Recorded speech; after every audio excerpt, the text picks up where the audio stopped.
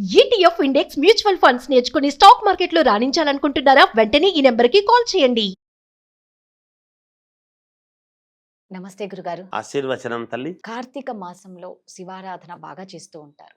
ఈ శివారాధన చేయడం అనేది ఆధ్యాత్మిక అర్థం ఏంటి? శ్రీ మహాగణాధిపతయే నమః. ఐం మహాసరస్వత్యే నమః. శ్రీ లలితాంబికాదేవియే నమః. కార్తీక మాసము అనేటువంటి ఇదిలో శివారాధన చేయటం వలన ఆధ్యాత్మికమైనటువంటి ఇది ఏమిటి, దానివల్ల ఏమిటి ఉపయోగం, అంతే కదా. పరమేశ్వరుడు సృష్టి స్థితి లయకారకులలో పరమేశ్వరుడు లయకారకుడు. ఎప్పుడు ఏ క్షణాన లయమవుతారో తెలియదు, ఎవరికీ తెలియదు.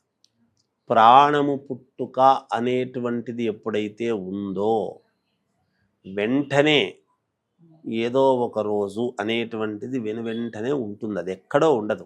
ప్రతి ప్రాణికి ఎప్పుడో పుట్టడం యథార్థము అంటే ఎక్కడో ఒక చోట చాలించటం అనేటువంటిది ఉంది. ఎక్కడా అనేటువంటిది తెలియదు. మనము ఆనందంగా ఏదో వచ్చే సంవత్సరం పలా చోటుకు వస్తా, ఇంకో 2-3 ఏళ్ళకంతా చూడు నేను ఎట్లా ఉంటానో అని భీషణ భూషణాలు పలుకుతూ ఉంటాం ప్రతి మానవుడు.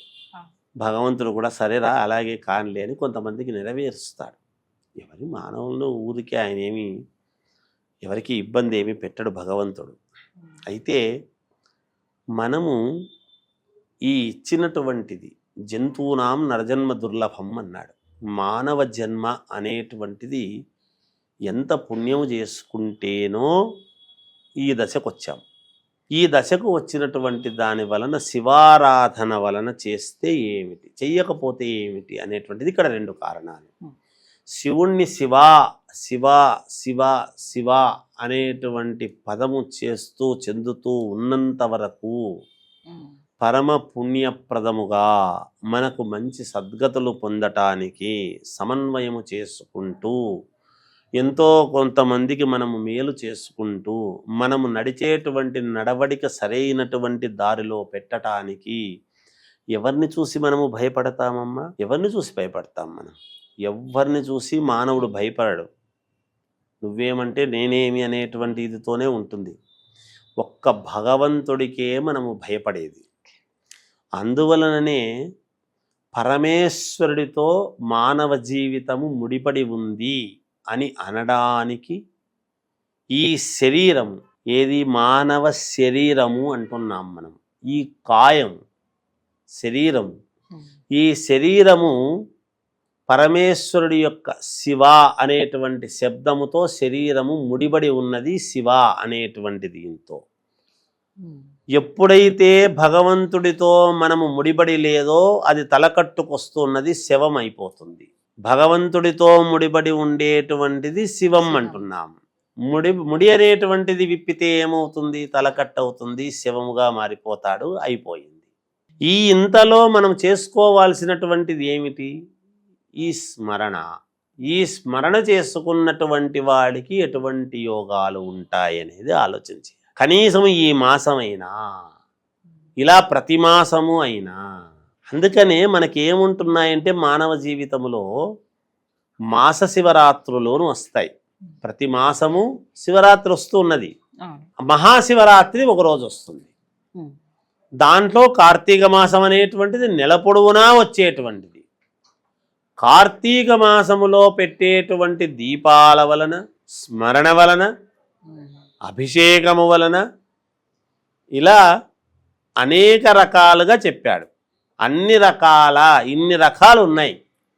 ఇన్ని రకాలలో స్మరణ వలన ఓం నమ శివాయ శబ్దము శివ పంచాక్షరి వలన కూడా శివాయ నమశివాయ అనేటువంటి దీని వలన కూడా మనకు పుణ్యప్రదమే అనేది చెప్పినాడు. అందుకని శివుణ్ణి ఆరాధించటములో ఏమిటి అంటే మనకు సకలము యోగదాయకము, అన్నీ అనుకూలించటము. అంటే ఆయన చర్మాంకరధారుడు కదా, శ్మశాన వాటి కదా, మనకు ఆయనేమిస్తాడు అని మనం అనుకోవచ్చు. కానీ సకలైశ్వర్య ప్రదాత పరమేశ్వరుడే అనేటువంటిది తెలుసుకోవాలి. ఈ దీపదానం కూడా చేస్తూ ఉంటారు కదా గురుగారు. దీపాలు దానం చేయటము కార్తీక మాసములో ఇంకా అనేక రకాల ఉసిరికాయలు, ఉసిరికాయ మీద వెలిగించి. ఉసిరికాయ మీద మనం ఆ. దీపాలు వెలిగించటము, ఉమ్, ఇలాంటివన్నీ కూడా ఉంటాయి. ఉసిరిక వృక్షము కింద భోజనాదులు చేయటము, ఉమ్, ఇలాంటివన్నీ కూడా ఉంటాయి. అంటే ఏ రూపకముగా చేసినా ఏదో ఒక రకముగా నువ్వు ఎక్కడ నువ్వు శ్రద్ధాభక్తులతో చేస్తావో, ఉమ్, ఒక 10 పనులు ఉంటాయమ్మా. ఉమ్, 10 పనుల్లో ఏ ఒక్కటి నువ్వు సవ్యముగా చేసినా, మిగతా 9 చేయకపోయినా వాటి యొక్క పుణ్యం నీకే కదా, నీ కుటుంబానికే కదా అవును. అనేటువంటి భావనతో కార్తీక మాసమంతా కూడా శ్రద్ధగా చేస్తే, మిగతా మాసాలలో ఒకవేళ చెయ్యకపోయినా అటు ఇటు చేసినా, ఈ కార్తీక మాసము అనేటువంటిది చాలా శ్రద్ధగా చేసుకున్నారు అంటే వీళ్లకు పరమ యోగదాయకము అనేటువంటి మాటతో కార్తీక మాసము చాలా ఉమ్, ఉన్నతమైనటువంటి మాసముగా మనం చెప్పడం జరుగుతుంది. మిగతా మాసాలు కావు అని కాదు కదా దాని అర్థం. అవును.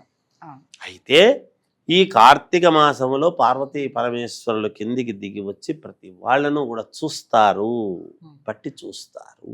ఆ మాసము యొక్క విశిష్టత అనేటువంటి దాన్ని ఉంది కాబట్టి శాస్త్రాల్లో ఈ ప్రకారంగా పరమేశ్వరుని తలుచుకోవడం వలన మేలు జరుగుతుంది అనేటువంటిది ఉంది. జీవితం చాలించే లోపల ఉమ్, నువ్వు శివనామస్మరణ చేసినావేమయ్యా, ఉమ్, కనీసం నువ్వు నారాయణ శబ్దం పలికినావేమయ్యా, లేదు కదా అనేటువంటి మాట వస్తుంది. అది పలకాలి, చెయ్యాలి, శివుణ్ణి ఆరాధించాలి. ఆ శివుడితో మానవ శరీరము ముడిబడి ఉంది అనేటువంటిది అర్థం చేసుకోవాలి జనాలు. చాలా చక్కగా చెప్పారు గురుగారు. ధన్యవాదాలు. జయోస్తు.